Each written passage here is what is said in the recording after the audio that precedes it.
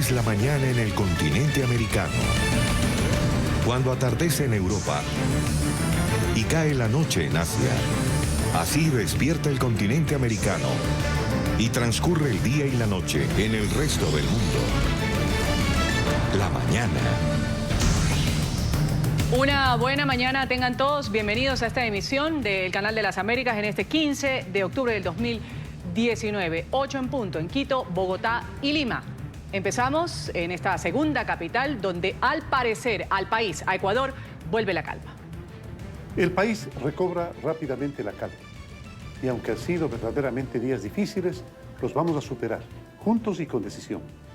He firmado ya la derogatoria del decreto 883 y estamos listos para continuar el debate sobre uno nuevo, mejorado, tal como nos comprometimos. El diálogo sigue, y sigue con todos los sectores que tengan decisión y buena voluntad. Las demandas presentadas en esta jornada de lucha deben cumplirse. Ni un milímetro atrás, compañeras y compañeros. Estamos a expectativas, todo el país está a expectativas que salga ese decreto que derroga definitivamente el 883.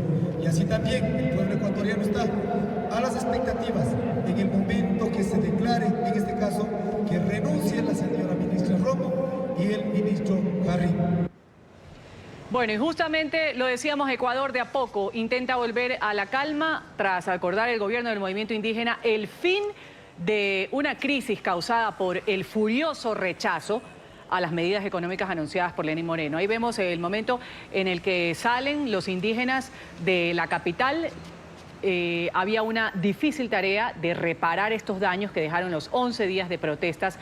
Las pérdidas hasta el momento han sido estimadas en 1.500 millones de dólares, según pues, el comité empresarial.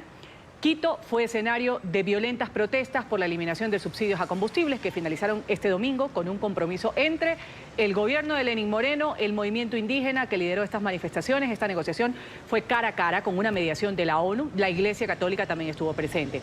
La Defensoría del Pueblo ha reportado 8 muertos, 1.340 heridos, algunos en estado crítico, 1.192 detenidos. El Ministerio de Gobierno reportó a su vez 1.419 arrestos, entre ellos 54 extranjeros, algunos venezolanos.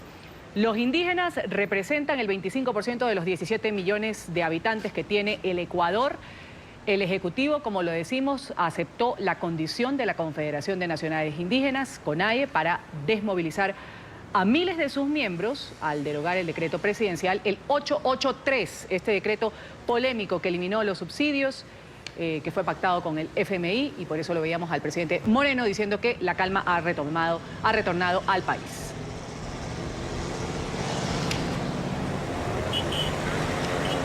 Y tras el anuncio de la derogación de este decreto, el 883, el presidente o expresidente Rafael Correa Delgado se ha manifestado a través de redes sociales, ha dicho que Lenín Moreno neutralizó las protestas indígenas, adelanta ahora una persecución política en contra de asambleístas correístas. ¿Por qué dice esto? Porque el fin de semana fue detenida la gobernadora de Pichincha, afín a su movimiento político, Paola Pavón, acusada de ser una de las instigadoras de las protestas que se llevaron a cabo en la capital de la República del Ecuador. Escuchamos a lo que decía o lo que escribía hace pocos minutos el expresidente Correa.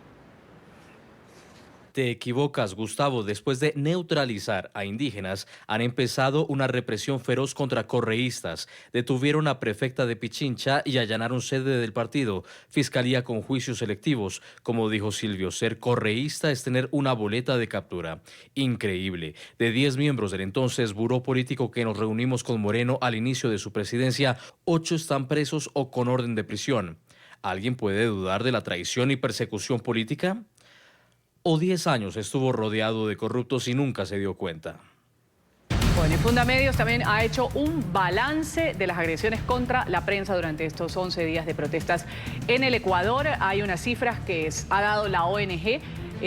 Durante este periodo se presentaron 109 agresiones contra 131 comunicadores sociales. Fundamedios ha señalado que estos ataques contra la prensa se registraron en 11 de las 24 provincias del país. Este informe indica además que las agresiones a los periodistas llegaron desde diferentes sectores de la sociedad. En 51 ocasiones los agresores fueron los manifestantes, 36 ataques llegaron por parte de fuerza pública, 18 por parte de desconocidos. En los dos casos, la agresión más grande, en otros dos pues fueron responsables los ciudadanos. Fundamedios ha discriminado los datos de este tipo de agresión. 59 fueron físicas, 11 de tipo verbal, también 8 detenciones y en 10 ocasiones impidió la cobertura de la noticia. En 4 casos hubo daños a los equipos de transmisión, 17 agresiones y algunas no especificadas. También se cita a los 20 ataques a medios de comunicación y veíamos el fin de semana cómo quemaban el canal Teleamazonas, intentaron ingresar, mejor dicho, ingresaron, quemaron un bus dentro de las instalaciones y también pues algunos bienes que estaban dentro del canal Teleamazonas en la capital de la República.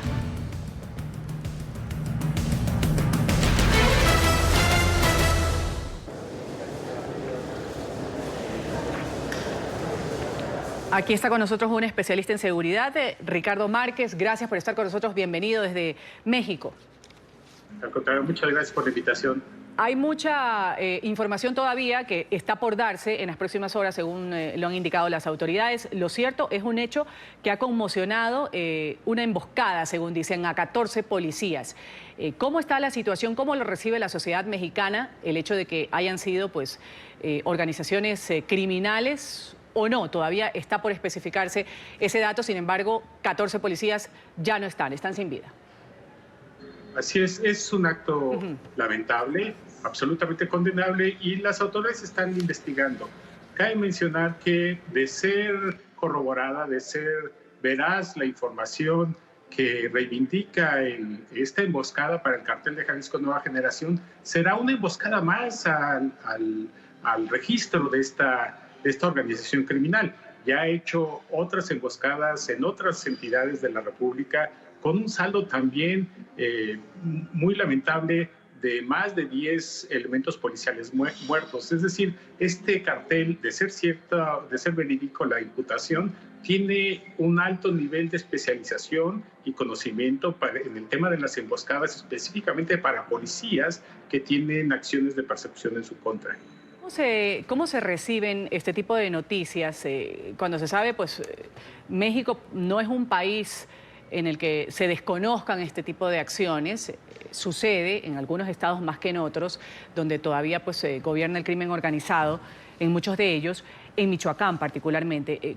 ¿Cómo recibe la sociedad el hecho de que 14 policías hayan sido asesinados así nada más? Sí, es muy lamentable y también desafortunadamente como tenemos altos niveles de homicidios dolosos, particularmente cometidos por el crimen organizado, es una matanza más que se suma a otras que ya se han registrado en el país en este año. Como quizás ustedes recordarán, hubo una en abril en el estado de Veracruz, en el municipio de Minatitlán, donde también perdieron la vida numerosas personas a manos también de unos carteles de narcotráfico. Entonces parece ser que hay cierta normalización por parte de la sociedad respecto... Pero eso sí es más lamentable. Ricardo, ¿qué pasa cuando el gobierno de Andrés Manuel López Obrador dice combatir este tipo de crímenes está dentro de la preocupación y ocupación? Sin embargo, pues poco se ve. ¿En qué está fallando el gobierno? ¿Cuál debería ser la estrategia para evitar este tipo de situaciones, de noticias, de emboscadas a policías y a gente en particular? Bueno, una de las principales carencias es que no hay una política definida para contrarrestar las acciones de las organizaciones vinculadas al crimen organizado. El 75% de los homicidios dolosos que se cometen en México están vinculados a las organizaciones que llevan a cabo acciones que lleva a cabo el crimen organizado. Y desafortunadamente el gobierno federal no tiene una política definida para contrarrestar las acciones de este tipo de organizaciones. Lo que necesitamos es una política definida y desde luego una política eficaz para contrarrestar las acciones del crimen organizado. Por el principio, Ricardo. Vamos a agradecerle, Ricardo Márquez, especialista en seguridad, ha estado con nosotros desde México. Un buen martes para usted. Gracias. Muchas gracias. Buenos días. Revisamos ahora otras noticias de interés internacional. También ha acontecido en Texas, donde hay gran conmoción e indignación por el asesinato de una mujer de raza negra que justamente murió en su casa tras recibir un disparo de un agente de la policía. El uniformado, ¿cuál es la historia? Ha llegado a la vivienda después de que un vecino llamara a las autoridades preocupado por una puerta que estaba entreabierta. Al verla asomarse por la ventana, el policía abrió fuego sin percatarse que la joven de 28 años no estaba armada. El oficial ha sido identificado como Aaron Dean, de 34 años. La fotografía se conoció el día de hoy. Ha sido acusado ya de asesinato. El uniformado habría renunciado a su cargo tras este hecho.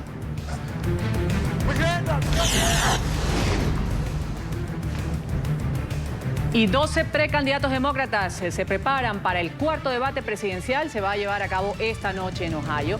La atención de este cara a cara va a estar centrada, siempre está centrada en el aspirante Joe Biden, quien se espera se va a defender de las acusaciones por supuesta corrupción de él, de su hijo, con Ucrania, que ha hecho en reiteradas ocasiones el presidente Donald Trump.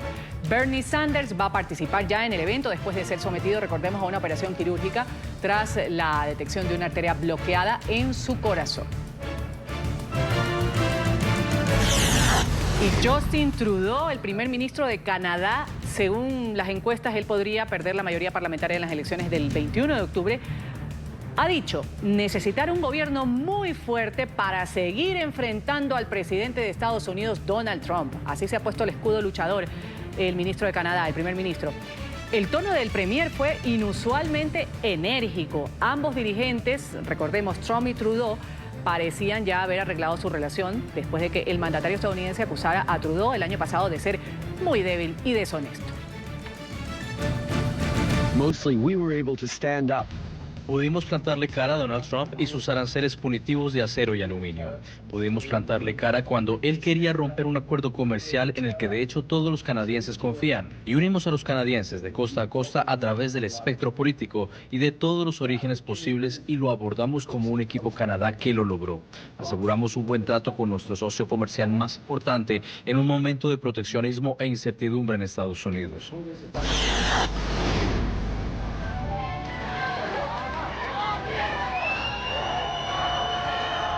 Y esto es Cataluña. Ahí continúan las protestas. Por segundo día, miles de ciudadanos vuelven a tomarse las calles de Barcelona en rechazo a las condenas de cárcel para 9 líderes independentistas catalanes, precisamente por el fracaso o el fracasado intento de secesión del 2017. Las fuerzas de seguridad se mantienen desplegadas en la ciudad. Los secesionistas van a mantener estas movilizaciones, han dicho los independentistas, hasta el viernes, cuando han convocado una huelga general. En estas movilizaciones, las de ayer, se han registrado disturbios, ahí los vemos al interior del aeropuerto, afectando a miles de turistas. En los enfrentamientos, 36 uniformados resultaron heridos.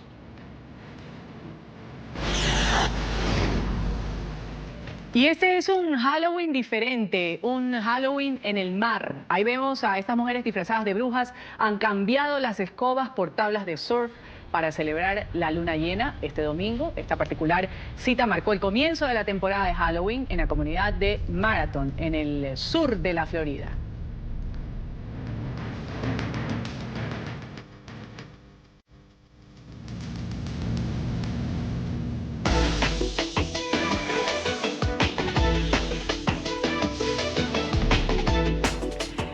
Vamos a hacer un repaso inmediatamente por las noticias que nos llegan de la Unión Americana. Este lunes el presidente de Estados Unidos, como lo sabemos, impuso sanciones a Turquía. Esto por su ofensiva militar contra los kurdos que están en el norte de Siria. El presidente Trump le ha pedido a su homólogo turco, a Recep Tayyip Erdogan, que detenga lo que ha calificado como una invasión. Vamos a darle la palabra inmediatamente a Emiliana Molina para luego seguir este repaso por Nueva York y por Florida, por Miami. Adelante, Emiliana, con tu reporte.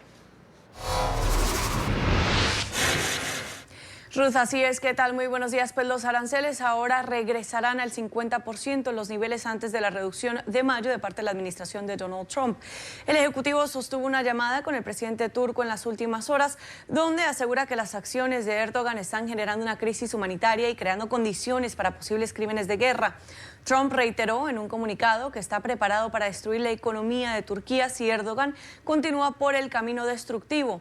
Por otro lado, la Oficina de Control de Activos Extranjeros ha bloqueado los activos y ha prohibido la entrada en Estados Unidos de los ministros turcos de Defensa Nacional, Hulusi Akar, de Interior, Süleyman Soylu, de Energía, Faith Domnes, y ha sancionado también a los propios ministerios de Defensa Nacional y de Energía como instrumentos del gobierno de Ankara para la incursión en Siria contra los kurdos. Pence, por su parte, liderará una delegación a Turquía para intentar aliviar las tensiones en la región. Bueno, Estados Unidos de América no ha dado luz verde a Turquía para invadir Siria. El presidente ha sido muy claro en ese punto y hoy se lo ha reiterado al presidente Erdogan. Yo pienso que el presidente Erdogan sabe lo que el presidente Trump piensa en este asunto. Ha sido muy claro el día de hoy, pero el presidente Trump lo ha presionado fuertemente en la llamada telefónica de hoy para que se acoja a un cese inmediato al fuego. Las sanciones son tanto sanciones primarias como secundarias para cualquier institución financiera que esté realizando transacciones significativas. La incursión en el norte de Siria inició cuando hace una semana el secretario de Defensa Mark Esper confirmó la práctica totalidad de las tropas, la retirada de las tropas estadounidenses y que se marcharían del norte de Siria. Turquía inició así una ofensiva militar en la zona contra las milicias kurdas, fieles aliados de los estadounidenses en su lucha contra el Estado Islámico en la región. La ofensiva fue facilitada por la decisión de Trump de despejar el camino a las tropas turcas, lo cual ha generado también un poco de caos en el Congreso estadounidense, y ahora de manera bipartidista tanto demócratas como republicanos están trabajando en medidas para aplicar sanciones más fuertes a Turquía. Esa es toda la información que tenemos en directo. Ruth, desde Washington. Emiliana Molina, regreso con ustedes. Emiliana, muchas gracias por tu reporte en la capital estadounidense, y entra ya en su última fase el juicio por narcotráfico contra Juan Antonio Hernández, recordemos, hermano del presidente de Honduras. La familia Hernández ha dicho que la Fiscalía está en aprietos por falta de evidencias. Alejandro Rincón desde Nueva York nos tiene el tema. Alejandro, la defensa y la familia de Tony Hernández aseguran que los testigos buscan venganza justamente en contra de los Hernández. Adelante.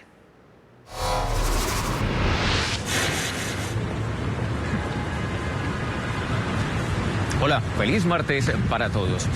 La familia Hernández ha justificado en el transcurso de este proceso judicial en contra de uno de los integrantes de esta familia, Juan Antonio Hernández, que la intención del gobierno de los Estados Unidos ha sido siempre buscar una manera de incriminar al acusado en los delitos que le han sido imputados, en particular 4. Uno de ellos tiene que ver directamente la operación de tráfico de cocaína hacia los Estados Unidos, también algunos delitos de armas, incluso por mentir a las autoridades federales de la Unión Americana. Sin embargo, los fiscales a cargo de la causa han insistido en que las pruebas son lo suficientemente evidentes y además prueban más allá de toda duda razonable que Juan Antonio Hernández, conocido también como Tony Hernández, sí es culpable de ser una pieza clave dentro de una estructura criminal dedicada al tráfico de droga con destino final hacia los Estados Unidos. Un caso que entra a partir de ahora en su fase final, cuando la Fiscalía a cargo de esta causa, la del Distrito Sur de Nueva York,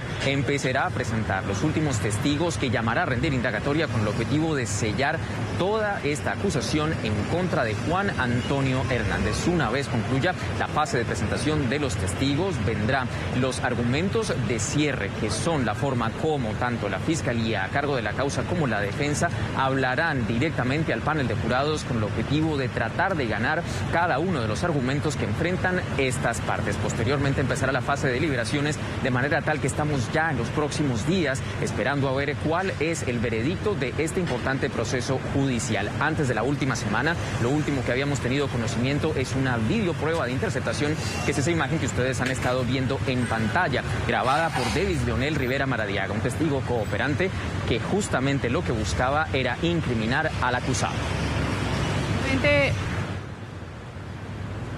Justamente, Alejandro, como tú bien lo indicas, pues ha habido algunos argumentos, testigos, y la familia Hernández lo que dice, estos testigos buscan recuperar, lo han dicho en un comunicado, sus bienes adquiridos con el tráfico de drogas, disminuir sus condenas al cooperar con la DEA, o sea, están desvirtuando todo lo presentado durante estos días en el juicio, que ha mantenido en vilo no solo a Honduras, pues sino a mucha gente en Estados Unidos, y dice vengarse del mandatario Juan Orlando Hernández. Hay representantes del mandatario hondureño que están dándole secuencia al juicio del hermano del presidente, Alejandro. Lo que ha sido una constante, Ruth, es la presencia de algunos integrantes de la familia Hernández. Durante todos y cada uno de los días del proceso judicial ha estado allí Juan Amílcar Hernández, uno de los 16 hermanos que compone este clan. Ese dato de contexto es sumamente clave en este proceso judicial. Los Hernández son una de las familias que históricamente ha tenido mayor poder no solo en el mundo de la política, sino en general en la vida social de los hondureños. Son un clan de 16 hermanos y uno de ellos es justamente el que está siendo juzgado. En distintos momentos, no solo Juan Amílcar, sino también otros integrantes de esa familia han venido a estar allí viendo todo el desarrollo de este proceso judicial. Incluso la madre de todos estos hijos de los Hernández también se ha acercado en algún momento a la Corte Federal del Distrito Sur de Nueva York. Y adicionalmente también, como justo lo mencionabas, Ruth, en distintos momentos hemos visto a los propios hondureños residentes en los Estados Unidos, pero también están viajando desde Centroamérica con el objetivo de no perderse este juicio. Finalmente, tanto los Hernández y su asociación con el expresidente Porfirio Lobo ha generado enorme controversia en los últimos años, y la expectativa del pueblo hondureño es que este proceso judicial obviamente traiga justicia y de una u otra forma sacuda el mundo de la política y el balance de poder que hay ahora mismo en la nación centroamericana. Claro. Clarísimo. Muchas gracias a Alejandro Rincón desde Nueva York con este juicio que decimos pues ya lleva algunos días.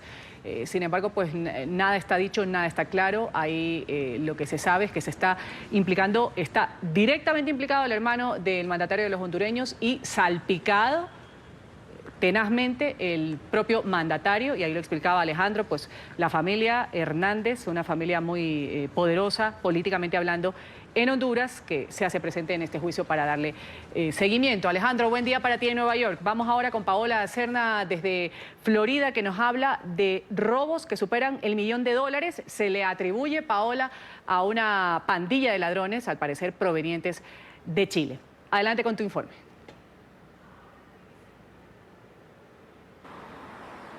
Hola, ¿qué tal? Muy buenos días. Las autoridades locales y federales andan tras la pista de 3 sujetos que fueron captados a través de cámaras de seguridad de 2 residencias en zonas lujosas de la ciudad de Miami. En una de ellas se ve cómo los sujetos logran salir con una caja fuerte que incluía joyas, relojes y dinero en efectivo por aproximadamente un valor de $1 millón. En otra vivienda también en el mismo sector, esta banda logró realizar este delito, realizar los robos.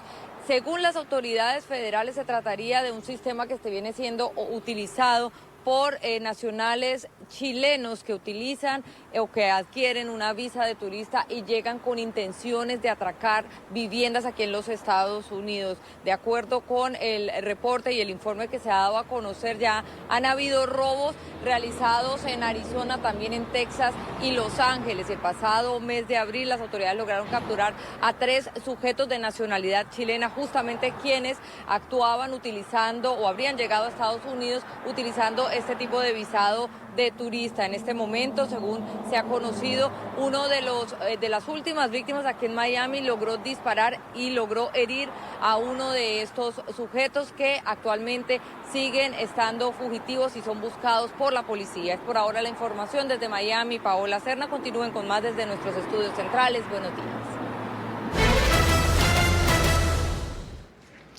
Buen día, Paola, gracias por ese reporte. 10:24 en Argentina. Vamos a citar lo que se dio en estos últimos días. Faltan solo 2 semanas para que se realicen las elecciones presidenciales y ya se ha llevado a cabo este primer cara a cara entre los candidatos a la presidencia de Argentina. Una hora aproximadamente, los 6 aspirantes han debatido sus ideas en la ciudad de Santa Fe. Al abordar el tema de economía, se encendieron los ánimos entre el actual presidente Mauricio Macri, que defendió sus políticas de gobierno, y su rival Alberto Fernández, quien cuestionó fuertemente los resultados del gobierno en los últimos 4 años. En asuntos como la legalización del aborto, Fernández defendió la iniciativa, mientras que el actual mandatario evitó pronunciarse al respecto. Antes de los comicios del próximo 27 de octubre, los aspirantes que buscan llegar a la Casa Rosada se van a medir en un nuevo debate el domingo próximo en la capital, en Buenos Aires. Pero aquí llamó la atención que la crisis de Venezuela se tomó parte de este debate, uno de los temas principales de este primer encuentro. Mauricio Macri criticó la postura del anterior gobierno por su cercanía con Nicolás Maduro, es decir, de los Kirchner, y Alberto Fernández dijo que él no tenía intención de intervenir ni opinar en nada de lo que tiene que ver con asuntos internos que solo le competen a Venezuela y a Maduro. That's it. Así lo decían los dos candidatos. La expresidenta Kirchner condecoró con la Orden de San Martín al dictador Maduro. Nosotros hemos reconocido al presidente Guaidó y hemos denunciado la violación de los derechos humanos en Venezuela. En esto no puede haber dobles discursos. O se está con la dictadura o se está con la democracia. Venezuela tiene problemas. Más problemas tienen los venezolanos que están adentro de ese país y más problemas los que tuvieron que emigrar. Pero a diferencia del presidente, yo quiero que los venezolanos resuelvan el problema. No quiero intervenir en Venezuela. El presidente tiene que decirlo. Está preparando la ruptura de relaciones para poder intervenir. Espero, presidente, que ningún soldado argentino termine en tierra venezolana. Y una politóloga está con nosotros a esta hora. Un gusto saludar a Yelén Oliva. Nos cuenta desde la capital, desde Buenos Aires, cómo se vivió, cómo se sintió este cara a cara, particularmente entre las posturas que ya sabemos son encontradas y divididas entre el presidente Mauricio Macri y Alberto Fernández. Adelante.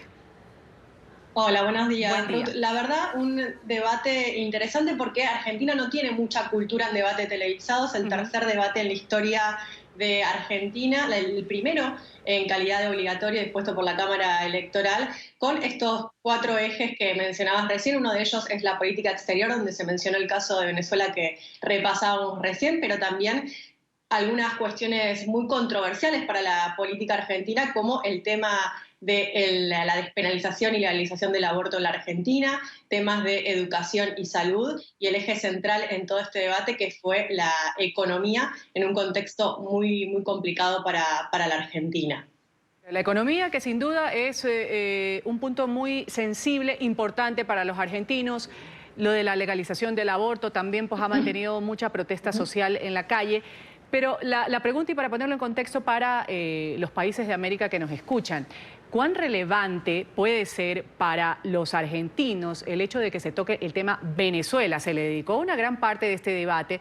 El uno dice que no va a intervenir, Fernández, por supuesto, porque Cristina Kirchner, sabemos, era pues, la amiga del trato de Maduro, de Nicolás Maduro, de Hugo Chávez también, y ella está de candidata para vicepresidenta.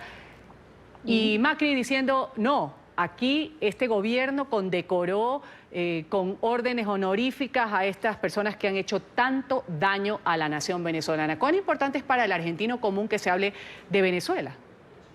Sí, sin duda es bastante usual en Argentina hablar de Venezuela, pero hablar de Venezuela no tanto para resolver el conflicto o no de Venezuela, sino para nacionalizar el debate, algo que suele pasar en los países también latinoamericanos, ¿no? Correcto. Se habla de Venezuela con esta lógica de no queremos, esto es lo que dice el oficialismo, el actual gobierno, no queremos ir camino a Venezuela, y entonces me parece que ahí el debate es más si es el modelo venezolano un modelo posible. Por eso en general desde el gobierno tratan de asociar la cercanía del candidato Alberto Fernández a el proyecto político venezolano, lo cual es realmente bastante distante, no tiene mucho que ver. Hay que tener en cuenta que el Frente Electoral Peronista es un frente electoral mucho más amplio que el kirchnerismo, y ahí me parece que reside la complejidad a la hora de analizar por ejemplo, la política exterior de Alberto Fernández en el caso de ser electo presidente el 27 de octubre. Yo creo que él hizo hincapié de manera muy clara en el tema de la no intervención militar en Venezuela y de encontrar maneras negociadas, caminos de negociación entre el oficialismo y la oposición venezolana para resolver de esta manera el conflicto que están atravesando todos los venezolanos y venezolanas. Correcto. Usted lo ha citado bien, Ayelén ha dicho esto se pone sobre la mesa para ejemplificar. Hay quienes dicen, pues este es el peor ejemplo que podemos tener en la región. ir camino a ser Venezuela, y sucede, como bien lo dice usted, no solo en Argentina, sino en varios países de la región. Pero al argentino promedio le preocupa ir encaminado hacia eso en su mayoría. Ya sabemos las dos posturas. Fernández diciendo que él no va a intervenir en asuntos internos y Macri atacando y diciendo no podemos ir camino allá. Pero al argentino esto le preocupa. ¿Se relaciona con Venezuela, con la actual crisis que se está viviendo? ¿O cómo está la situación? Yo creo que ese debate quedó un poco viejo. En algún momento funcionó eso, y había un temor de que la vuelta del peronismo iba a significar un retorno o una mala administración económica que nos llevaría camino al desastre económico que está atravesando Venezuela. Hoy ya no es un debate porque sabemos que la realidad política y económica de Argentina y Brasil y Venezuela son muy distintas, y eso hay que marcarlo. Nosotros no tenemos un 98% de ingresos de divisas concentradas en un solo producto, como es el caso venezolano con el petróleo.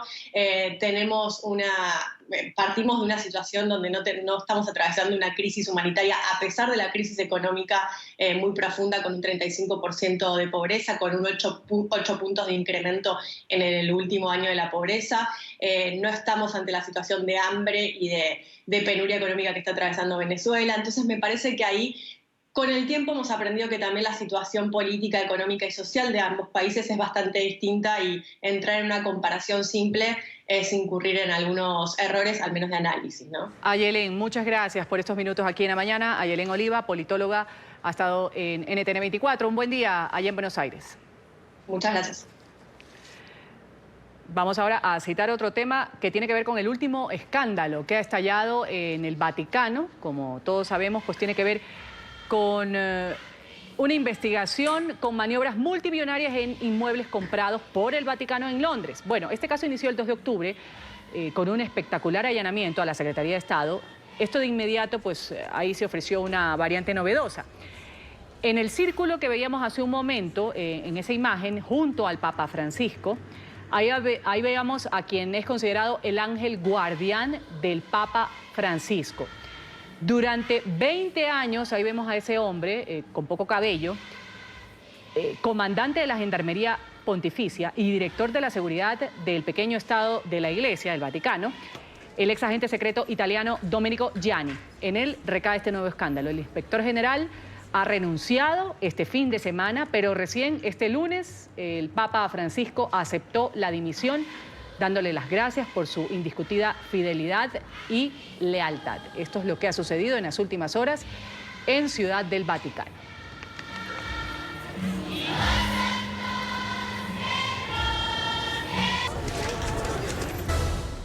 El día de ayer, con bombos y platillos, el régimen de Maduro anunció un aumento del salario mínimo. Van a pasar de ganarse 40.000 bolívares a 150.000. Ya en Caracas está Luis Laya hablándonos un poco cómo reciben los venezolanos este aumento, es decir, $7.6 para ponerlo en un contexto que se entienda, ¿qué alcanza con esa cantidad? Porque hay gente, Luis, un buen día para ti, que dice esto no sirve para enfrentar el alto costo de la vida en Venezuela. ¿Cómo se hace para vivir allá con $7 al mes?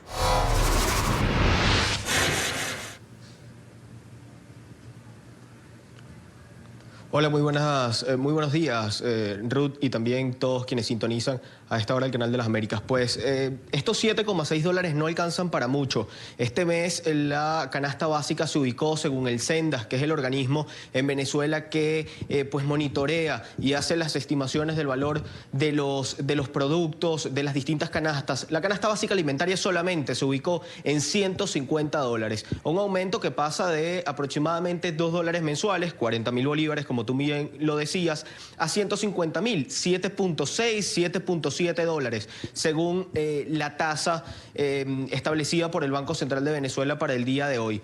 Esto los propios ciudadanos lo asumen como que no servirá para mucho, pues señalan que la inflación se comerá ese aumento de forma muy rápida, pues no viene acompañado con otras medidas como aumento de la producción, como beneficios a quienes quieran invertir en Venezuela, como una apertura de la economía nacional. Los propios ciudadanos lo entienden. Vamos a ver el siguiente reporte que nosotros hicimos sobre este aumento y que refleja muy bien lo que siente la gente y también el análisis de los expertos en la materia. Veamos. Y así lo pronunciaron hoy, ya mañana todo está más caro ya. La crisis seguirá, así lo aseguran los ciudadanos. No creen en los aumentos de salario del régimen de Nicolás Maduro, pues la experiencia les indica que hacen falta otro tipo de medidas. Si la producción, hubiese más producción y sí puede que alcanzara, pero ahorita no hay nada, no hay producción, todo está costoso, todo es en dólares. El queso, los huevos, el pollo, todo caro. Claro, el medio cartón de huevo vale 45.000 bolívares. Eso se eleva totalmente. Los economistas creen exactamente lo mismo. No es una medida que pueda mejorar los niveles de la población. Explican que hoy el sector privado no se rige ni siquiera por el salario mínimo. Dejó de ser una referencia por lo bajo e insuficiente que es. Distinto es el sector público, que depende del Estado. Igual va a elevar la presión a los precios, es decir, va a tener presiones inflacionarias y también el tipo de cambio. Sí va a ser interesante revisar cómo va a ser el impacto en masa monetaria, porque uno pudiese entender que buena parte de este aumento va a ser financiado vía Banco Central de Venezuela, como ha ocurrido en otras ocasiones. Señalan que es una medida efectista que busca distraer a los ciudadanos de la crisis. La verdad es que cuando cobren el primer salario al nuevo precio, ya les va a alcanzar para comprar menos de lo que hubieran podido comprar hoy con lo que ganan. Los expertos explican que esto puede parecer que genera mayores libertades económicas al encontrarse productos en los anaqueles, pero no es real, pues aunque hay más dinero, no se pueden comprar más productos. Es el efecto de la inflación. O sea, Luis, es decir, según pues, lo que te decían tus entrevistados, de acuerdo a lo que haya en un supermercado, porque hoy veíamos algunas perchas vacías, panorama repetido en los supermercados de Venezuela, ¿se ha encarecido el costo de los productos? O sea, es decir, se aumenta el sueldo, hay un anuncio de aumento del salario y hay un aumento inmediato, como lo dicen tus entrevistados, al costo de la vida. Sí, Ruth, pues desde hace algunos meses muchos productos básicos, como por ejemplo el arroz, las pastas, las harinas, ya se habían encarecido, ya habían aumentado su precio. De pasar de estar regulados a unos 700 bolívares, pasaron a unos 15, luego 20 y luego rondando los 30.000 bolívares, cerca de $1.50 en el costo actual. Estos productos, los especialistas y la propia gente también lo siente así, van a seguir aumentando porque al aumentar el salario mínimo, las empresas aumentan sus costos, por ende van a volver a aumentar los productos porque la inflación no se detiene. No se ha dado ninguna medida para parar la inflación o para aumentar quizás los ingresos de la gente que puedan llevar a una estabilización macroeconómica, según explican los especialistas. Entonces, esto lo que va a hacer es que en un par de semanas, según las propias estimaciones de los expertos, ya este salario, cuando se cobre el primer salario, que es a partir del próximo 1 de noviembre, ya no... Esto no tendría un efecto mayor, volvería a ser la misma situación. Lo que hoy se compra con un salario mínimo, que es cerca de 1 o 2 productos de la canasta básica, ya en ese momento se comprará igual, 1 o 2 productos, o quizás por algún efecto de sacar más dinero a la calle, se puedan comprar 3 o 4 productos, pero esto no va a durar mucho tiempo, porque aparte todos estos aumentos han venido acompañados de los denominados bonos, que es dinero que se da, además de los salarios, por parte del régimen de Nicolás Maduro, a través del denominado carnet de la patria, les dan a las personas 20, 25.000, 30 y hasta 60.000 bolívares cada cierta fecha para pues tener quizás un efecto en la economía. Sin embargo, los propios especialistas aseguran que esto es, podemos decirlo, un paño de agua tibia a la situación que pudiese durar quizás 1 o 2 semanas y ya luego volveríamos a la misma situación que hoy se vive en Venezuela. Gracias, Luis. Gracias por tu reporte desde Caracas, Venezuela. Dímelo. Seguro, ¿no? Que esto los propios ciudadanos lo entienden como, y nos lo decían ayer en la calle, lo entienden como un intento quizás por calmar la situación un par de semanas porque se sientan menos los efectos de la crisis y que luego vuelvan a la misma situación, a la misma crisis, pero ya con otro enfoque. Ya pasaron un par de semanas quizás con menor presión social en la calle y que luego esto se pueda volver a situar en la misma situación que hoy vivimos en Venezuela. Esto es lo que quería agregar porque es el sentimiento de la gente, no tanto los economistas, sino de la gente. Claro, una cortinilla de humo, como bien lo mencionaban tus entrevistados al comienzo de este reporte. Luis, muchas gracias. Un buen día en Caracas, Venezuela. Vamos ahora a hablar de la Feria del Libro de Frankfurt, la más grande del mundo en Alemania, defensa de los derechos humanos, la libertad de expresión, la pluralidad y la voz de las mujeres. ¿Qué más nos trae esta Feria del Libro? Enseguida María Luz Moraleda, periodista de nuestro canal aliado Deutsche Welle, nos lo dice. María Luz, un buen día para ti. Buenos días, ¿qué tal amigos de la mañana? Este año el país invitado de honor es el de los premios Nobel, Noruega. De los 7.500 expositores estarán presentes 100 de ellos como autores noruegos. Para ello, ya este lunes el príncipe Haakon de Noruega y su esposa, la princesa Mette-Marit, tomaron un tren literario con 75 escritores noruegos desde Berlín, pasando por otras ciudades alemanas como Colonia, para llegar a Frankfurt, la ciudad donde se celebra la Feria del Libro que comienza este martes. La gala literaria de inauguración la protagonizarán autores de renombre de todo el mundo como Margaret Atwood, Maya Lund, Elif Shafak, Colson Whitehead o Ken Follett.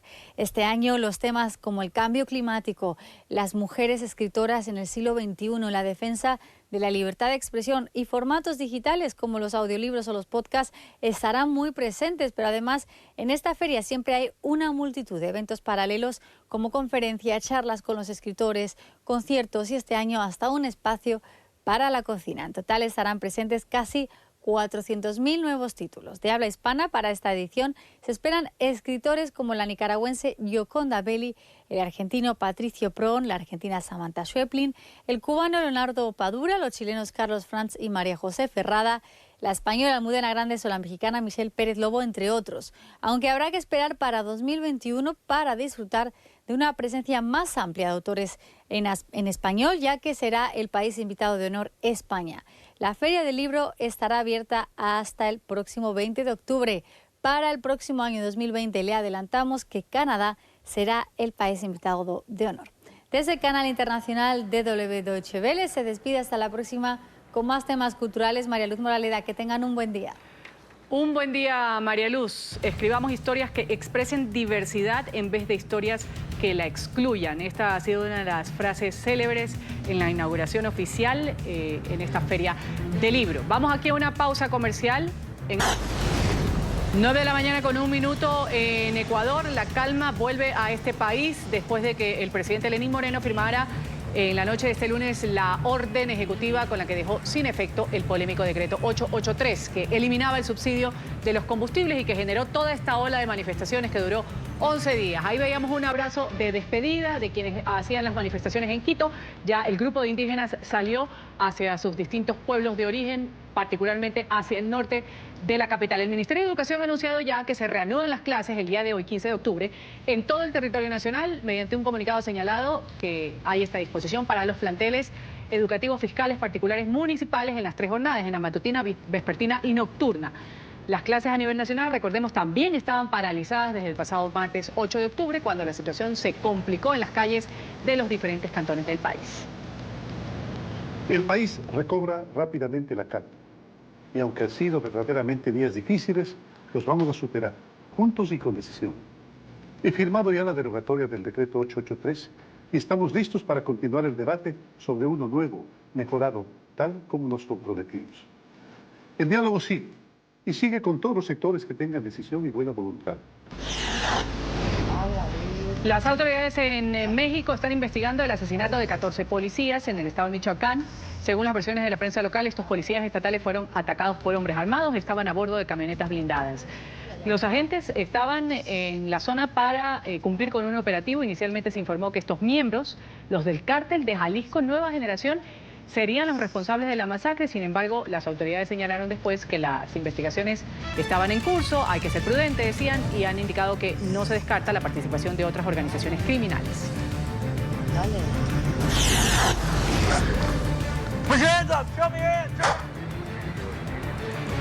Y en Texas hay conmoción por el asesinato de una mujer negra que murió en su casa tras recibir un disparo por parte de un agente de la policía. ¿Qué pasaba? El uniformado llegó a la vivienda de esta mujer después de que un vecino llamara a las autoridades. Este hombre estaba preocupado porque había la puerta entreabierta en la casa de su vecina. Al verla asomarse por la ventana, pues el agente que acudió a este llamado abrió fuego sin percatarse que la joven de 28 años estaba ahí en su casa, no estaba armada. El oficial identificado como Aaron Dean, de 34 años, cuya fotografía se conoció el día de hoy, fue acusado ya de asesinato. Ahí lo vemos en pantalla. El uniformado había renunciado a su cargo tras este hecho.